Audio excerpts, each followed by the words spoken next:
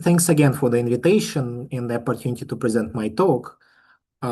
It's based on this paper, which is already on arXiv, and it's a joint work with Marvin and Luca, who are both in Chicago, and really Marvin did a lot of heavy lifting in this project. So let me start from some trivial observation that things around us thermalize. I guess you guys discuss it every week. And the question is, how fast can this happen? And what does thermalization actually mean? So some time ago, there was put a conjecture on the local thermalization time, which is called the Planckian bound, which says that the local equilibration time is bounded below by hbar divided by the temperature. This is why this time is called Planckian time. It's proportional to the Planck constant. And I would like to emphasize that this is not the global thermalization time, because global thermalization time should depend on the size of the system. This time concerns the scenario when you have, say, an initially thermal system, and then you drive it locally away from the equilibrium, and then you can ask, okay, when does things start look thermal again locally? And at weak coupling, the relaxation is slow, so it's typically proportional to the inverse coupling. This is why this equilibration time is very large. But once you try to increase the coupling, it appears that you're very often hitting the floor. So it's strong coupling, you cannot equilibrate faster than times of order 1 over the temperature.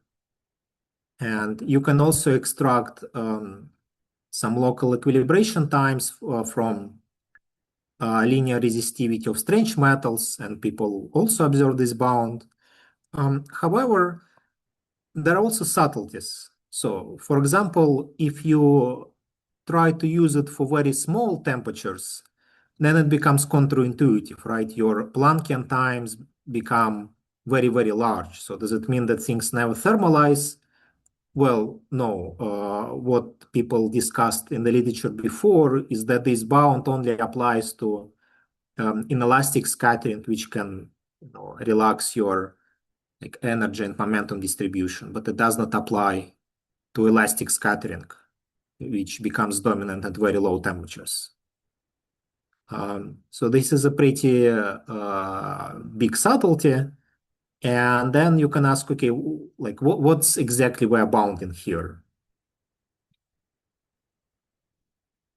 And for that, let's recall that approach to the equilibrium is governed by hydrodynamics.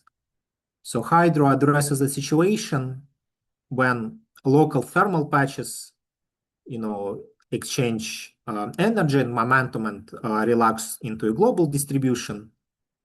And this is true very universally for both a cup of tea and a black hole. And so one sharp question we can ask is, when does hydrodynamics kick in? And I would like to emphasize that hydrodynamics is a very quantitative theory, and it's very universal. It does not require quasiparticles. In the recent years, people put together a very nice quantum effective field theory description as a certain, effective QFT on the Schwingel-Keldysh contour. One can study systematic loop corrections and even map them to some numerics. However, it's at the same time hard to derive hydro from the first principles. So you can actually do this in very few cases, and one of them is the SYK chain. And more importantly, hydrodynamics can give us a sharp operational definition of local equilibrium. So what we're going to do is we're going to define the equilibration time as the time when the, say, conserved density correlator is described by hydrodynamic prediction. So at very early time, this correlator will be, depend on the microscopics, but at later time, its value is going to agree with the hydro. And then we can define the equilibration time such that it's the time where they start to agree, maybe with some tolerance epsilon.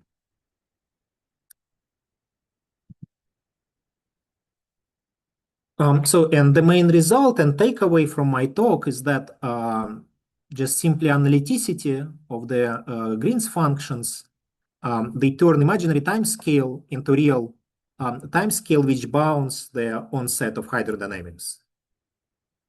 And we will be able to find constant alpha explicitly. So it only depends on what we're dealing with, what kind of hydro, whether it's diffusion or super diffusion, and on the dimension. Again, the proof will be very general, will not require quasiparticles or holography, only analyticity of the certain regularized two-point function. Sort of the crux of the argument is we are going to study some very specific Green's function, which is not standard response Green's function. Interestingly, in our argument, we did not even use the KMS condition, the usual requirement that at the equilibrium you have periodicity in the imaginary time. Yeah, very curiously, just a few less than 2 months after our paper, there appeared another paper by Faini, Kurchan, and Popalardi, who derived a similar bound on the onset of hydro solely from KMS. And yeah, presumably there should be some lessons to be extracted from the fact that we can use two complementary approaches to extract the same time scale, but fortunately I cannot offer you anything right now. And on the technical argument, for people who are familiar with the band on chaos by Maldacena, Schenker, and Stanford, we're essentially going to use the same technique. They applied a certain analyticity argument for 4-point function, but we're going to take a step back and apply it for a much more basic quantity, which is the 2-point function. This is already summarizes the technical argument I'm going to use. Yeah, perhaps I can stop here for a minute for questions. Maybe I have a question. So the alpha coefficient is the only dynamical theory-dependent input in this bound. I would say that it's not even theory dependent. It's only depends on the dimension and what kind of hydrodynamic expansion you expect. Okay. It does not depend on the microscopics. Okay. I see.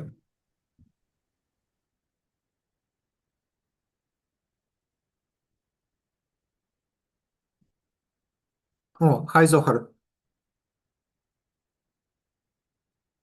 Hi.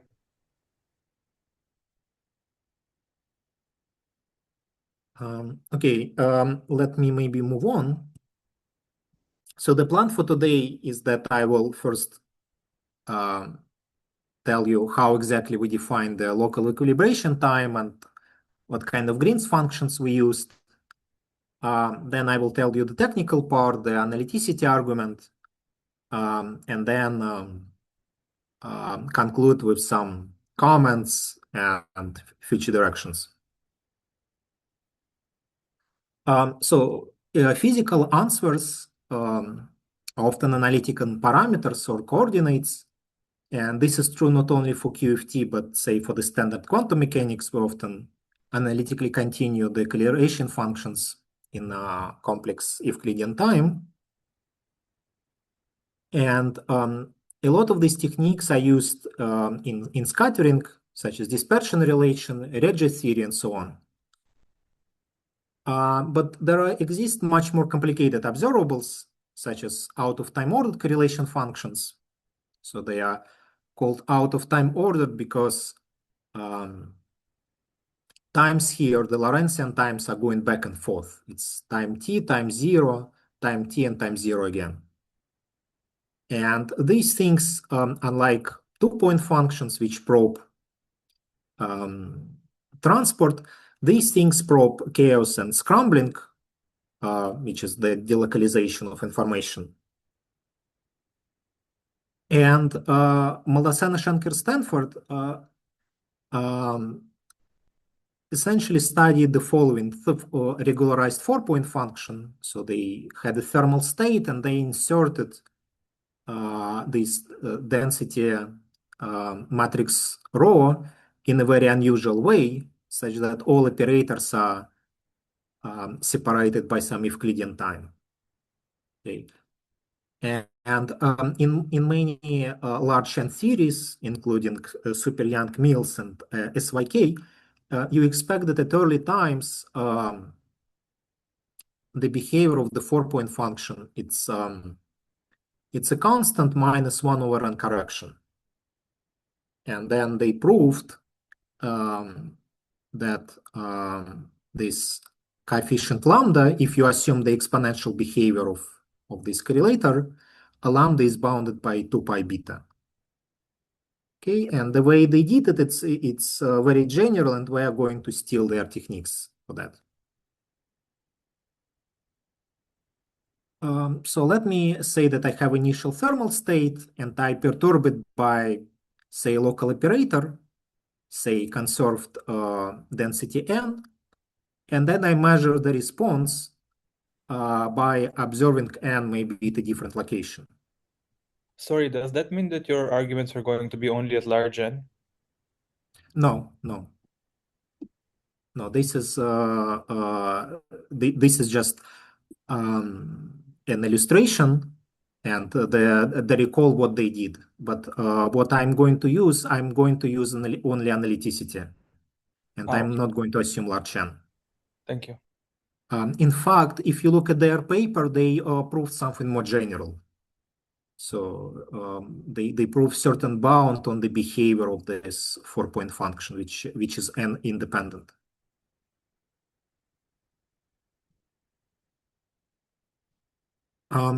So at the linearized level, this perturbation and response is measured by the retarded Green's function. And ideally, we would like to understand its behavior and when it's approximated by Hydro at what times. But unfortunately, we were not able to do that. And I will explain why in a second. Instead, we're going to use this regularized correlation function, where you insert the square roots of rho between the operators. So it is not a more standard correlator, but what's nice about it is that it's tailor-made to be analytic in a complex strip due to this extra Euclidean time evolutions. But again,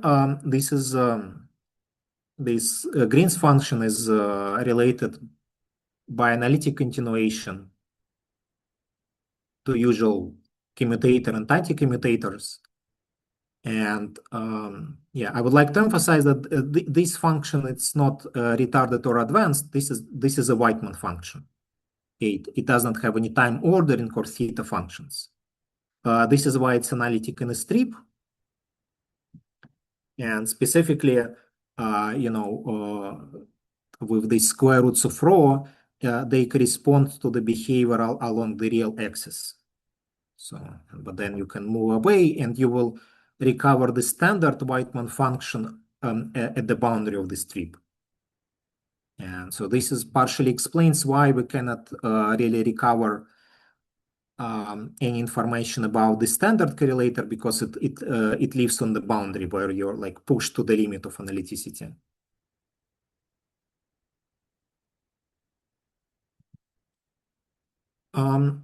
So if I assume that n satisfies the standard diffusion equation, then Hydro predicts the standard, diffusion kernel for this correlation function f. And one can even look specifically, say, at point x equals 0, where the logarithmic derivative of this 2-point function becomes very large at early times. And this 1 over t behavior, it looks suspicious, probably cannot hold for very early times because these correlation functions blows up. And so we're going to explore that.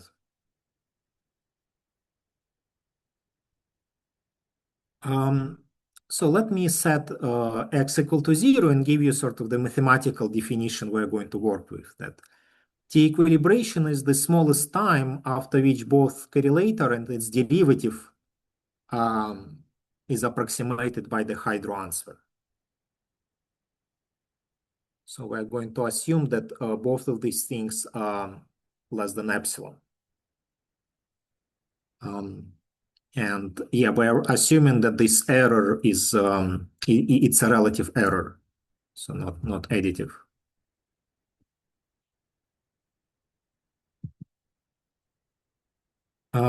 So let me now tell you the analyticity argument, and it can be summarized essentially in one slide.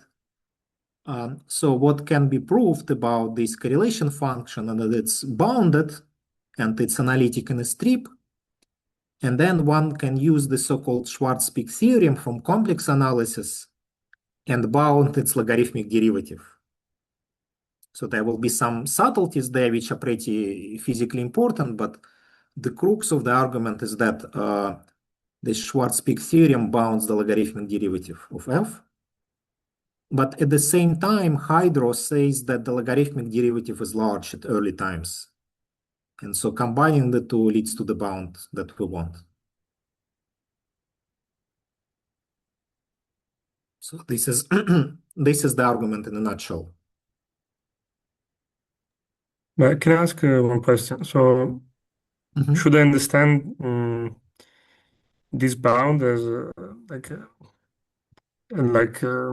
as being specific for this correlator that you are considering, or to be universal? Because at the beginning I thought it was universal, but then it feels like you need to specify this specific correlator. Yeah, I think it depends on how you want to define the equilibration time, because I can choose a different correlation function, but then my equilibration time will depend on the choice of on the choice of my operators, right?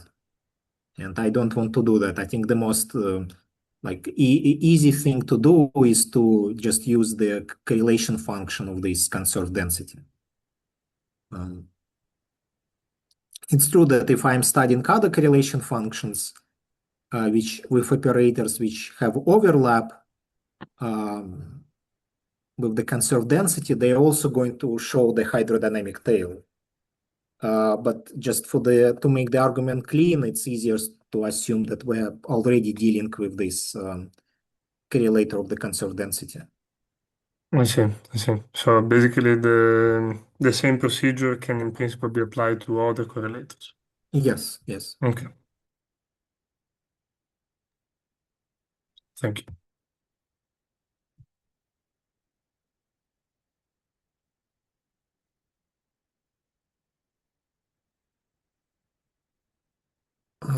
Any other questions? Maybe a follow-up. So, but if you don't use the current correlator or the stress energy tensor, then I guess it would be hard to define the F hydro. Is this true? I think you will have to just assume you will essentially need to introduce the vertex, when how your operators turns into hydro mode. So I think it will just it will modify. Let's see, yeah. this vertex, it might include derivatives, but I assume that the form will be very similar. There will be an extra constant in front, and maybe the extra derivatives acting on this diffusion kernel. But again, we have not thought very seriously about this case.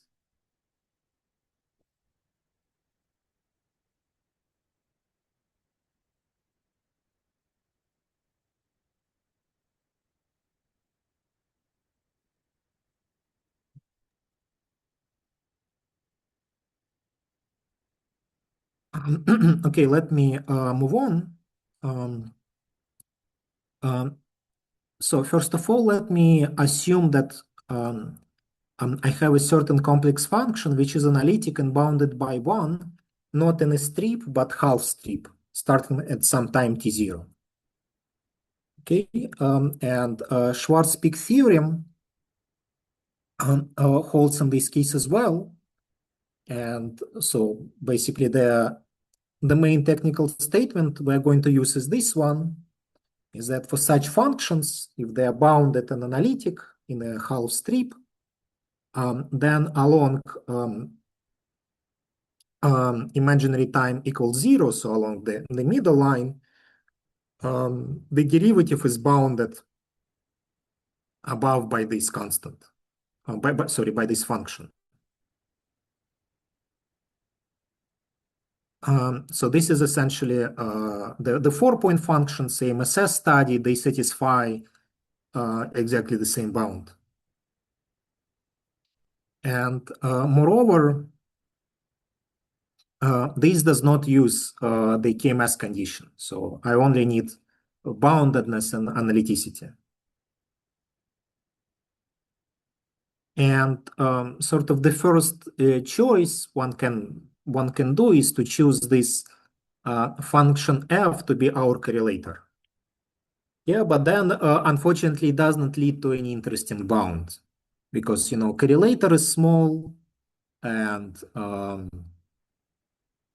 its derivative is small, so this bound is not really interesting. So instead, we're going to do the following. We're going to choose this function f to be 1 minus the correlator divided by a constant. Okay, so the analyticity holds trivially, but sort of the main non-trivial step, which actually required a lot of boards in our papers and a lot of thought, is that naively you cannot satisfy that f is less than 1. Yeah, because it requires the real part of the correlator to be positive, which is not true in general. Okay. However, it does hold starting at some time t0, because the hydrocorrelator, it has this property which is we usually don't pay attention to, but here it's important, is that its real part is positive.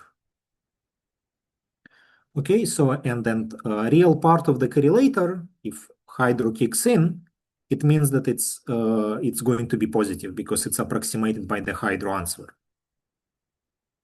Okay, and this is why there exists some time t0 after which the real part is positive, and so we can indeed take f to be in this form.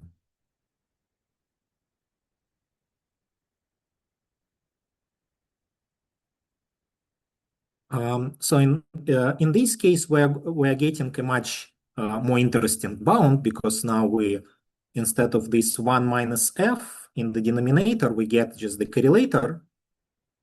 And now we have a bound on the logarithmic derivative of this function f. And then for diffusion at x equals 0, now we have this nice inequality, and we can study it for what times it becomes consistent. You have to assume the worst case scenario for t0, but then it turns out that it works out nicely, that if I carefully study this inequality, that in dimensions greater than 3, it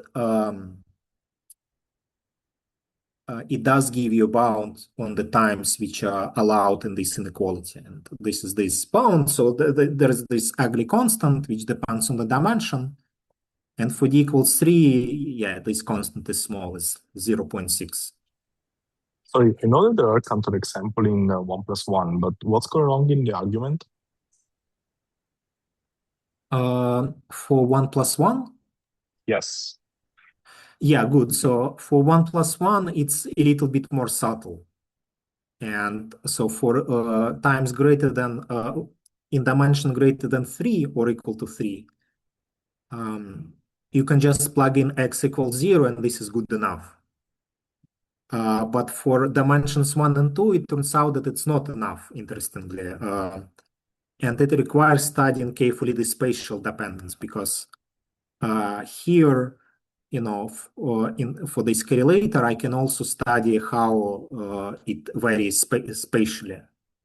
And if you do this, you arrive at a similar bound again, maybe with a different constant, but it still works out. But yeah, but I'm not going to comment on that because my talk is already pretty technical, and this gymnastics with non-zero x, it's even more technical. Okay. Okay.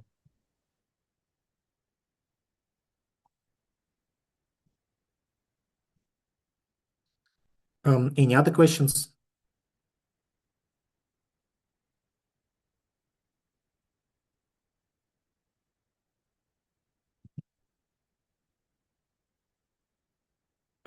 So let me move on to some comments. But first of all, this does not really apply only to diffusion.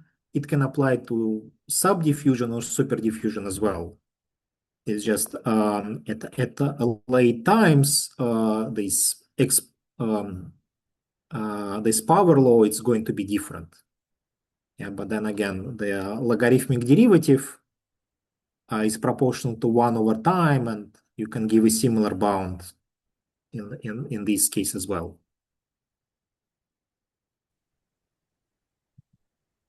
You can also ask if this kind of argument can be used to bound non-hydrodynamic behavior. So suppose I have some correlation function which decays exponentially in time, and I can ask if I can get any bound on gamma using similar techniques. And unfortunately, the answer is no, because there exists a bounded function on a strip with arbitrary fast exponential decay along the real axis. So this is why from there we conclude that this type of argument cannot be used to apply to find a bound on gamma. And moreover, if you study, say, correlation function in a CFT of some operators of very high dimension, then they can decay very, very fast. So essentially, your function gamma is proportional to your scaling dimension. So it can be large. So one can perhaps ask about the smallest gamma. But yeah, I'm not aware of any conjectures in the literature about this, and this will require like different tools in order to prove.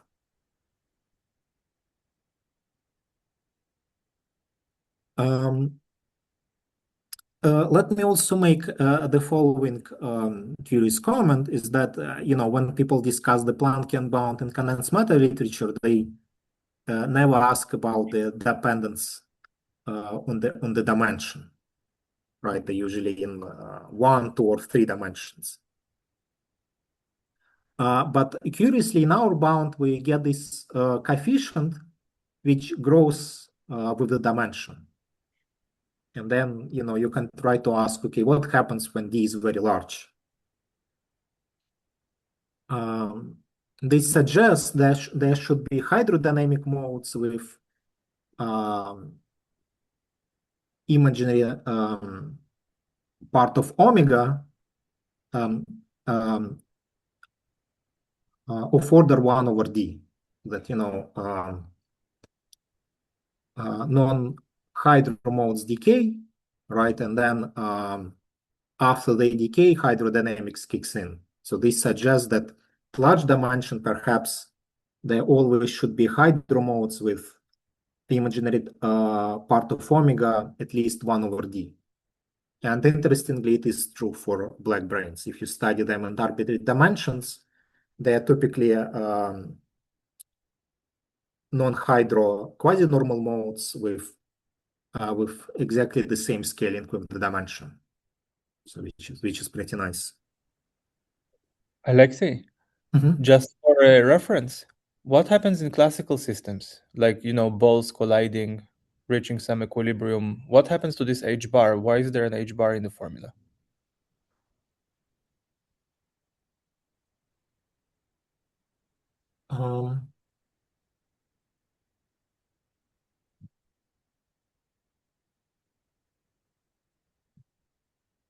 Yeah, I think in this case, I am not sure if this bound is applicable. Well, for classical systems, you're supposed to send h bar to 0, right? So this is why the bound does not exist. Well, I mean, it gives you that the equilibration time is positive. And also, as I mentioned in the beginning, one has to be careful with this bound even at small times, or even in quantum systems, because imagine that your temperature is very, very low, that this Planckian time essentially diverges. And then what people discussed is that this bound, it should only be applicable to inelastic scattering. When your momentum can relax, but I don't think this happens in classical systems, right? I think if you just have like a hard spheres, it's all elastic scattering. Yes. But the bound is supposed to be applicable only to inelastic processes.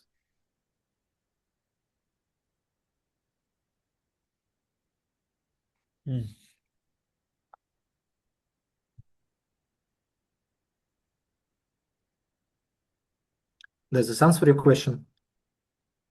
Yeah, the regime of validity is confusing, but yeah. Can I follow up on this? Like, can't you have classical systems with inelastic scattering? Yeah, you can, but So what would be an example? well, I guess water is an example. Yeah, some stuff goes out in terms of like heat or whatever.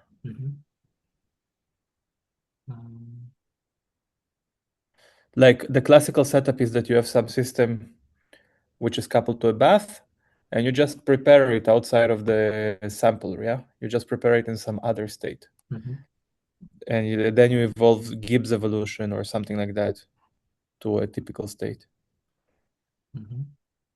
In that process, of course, there is energy dissipation. It's inelastic. Like you lose energy in collisions with the walls, etc.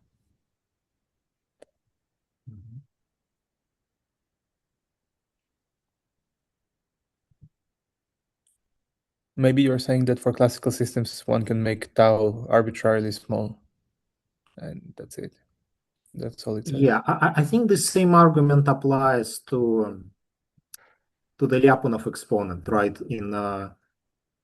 You can map this correlator, in the semi-classical regime, you can map this correlator exactly to the standard Lyapunov exponent. In the classical system, you can map this to how your trajectory changes if you change initial conditions. And usually in the classical system, there is no bound on the Lyapunov exponent. It can be as large as you want. And in this case, people say that, yeah, you just send h bar to 0 in the MSS bound. Because in the MSS bound, there is hbar as well. Mm-hmm. It makes sense, in my opinion.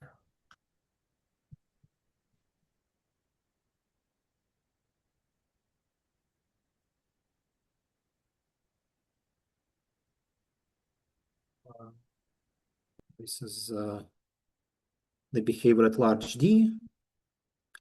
And then let me make one extra comment. This is something we did not do in the paper, and we are this is we're currently discussing.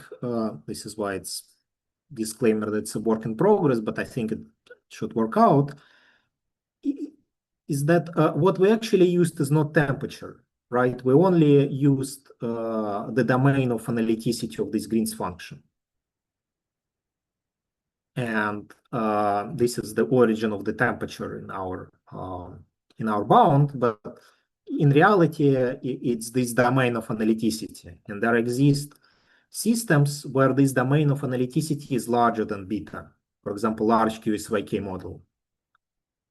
And then we can possibly, if we use that, we can possibly land on a stricter bound on the equilibration time, that instead of this temperature, it should be the domain of analyticity. But it's a little bit subtle because hydro answers, they do care about the actual temperature scale, not this domain of analyticity. This is why this argument might be a little bit circular, but at least such bound exists for the Lyapunov exponent. But what is in that case, like the strip, like is like you enlarge the strip analyticity, so the bound becomes stricter, right? That's the idea. Yes, it does become stricter. But then why it becomes larger, the region analyticity for the Lyapunov exponent? Yeah, it's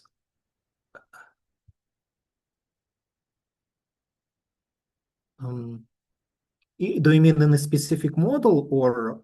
Oh, I don't know. I thought that you could not do better than that bound essentially. So I'm surprised that there is something stricter than. Yeah, it's it's an upper bound, right? So what MSS bound says that it cannot possibly be greater than 2 pi over beta, right? But then if you're But there are theories that essentially satisfy the bound, like mixing inequality. So this means that you are adding assumption on it, or yeah. oh, okay, nice. It's because this beta star is always greater than beta, that because you insert some extra Euclidean time evolution Right. between the operators, your domain of analyticity is at least beta. It can be larger, but it's at least beta. This is why in certain systems, if it is larger, you can actually get some extra information out of that. Right, but then beta star or the equivalent for Lyapunov exponent will be theory dependent, right? Yes. Okay. But for example, a large QSYK, it saturates this Avdoshkin-Demarsky bound, like at all temperatures, not only at low temperature. And yeah, this bound specifically by Avdoshkin and Demarsky, it requires some extra input. So I assume that they have some lattice system, with certain types of interaction. They, I think, allowed, all to all, but I think it's some extra restriction. And then their argument, it's not just analyticity, it's more complicated. They studied carefully the operator spread dynamics, and it's some pretty heavy combinatorics, but you land on something like this. Okay, I see. Thank you. So let me now list some open questions. So one of them is to prove the Planckian bound for a most standard correlator. Unfortunately, we were not able to do that. And similar to the chaos bound, I think it's interesting to understand what types of systems can saturate the bound, okay, with this precise constant. And moreover, this Schwarz-Pick bound, it's very general. It really requires nothing. So it requires boundedness and analyticity, and then you always get something of this form. And then usually, the non-trivial physical step is use certain ansatz for F. So this is maybe going back to Zohar's question, if we use large n or not. Well, MSS also did not use large n in some sense. So they derived this bound on the 4-point function, and then they just assumed that suppose it has this form of f equals to 1 minus 1 over m times the exponent. Then if you plug it inside this bound, you immediately get the bound on the Lyapunov exponent. But I believe this Schwarz-Pick bound, it hasn't been explored fully. I think it would be interesting to come up some other situations when it gives you some interesting physical information. And finally, all this analyticity arguments, they have been applied a lot for scattering and now for 4-point functions, in 2-point functions, but we have other observables at our disposal, for example, entanglement entropy, and as one of the examples. And so I think it would be interesting to understand these analyticity arguments better for more complicated observables, say, such as entanglement entropy. Okay, I finished a little earlier, but there is plenty of time for questions.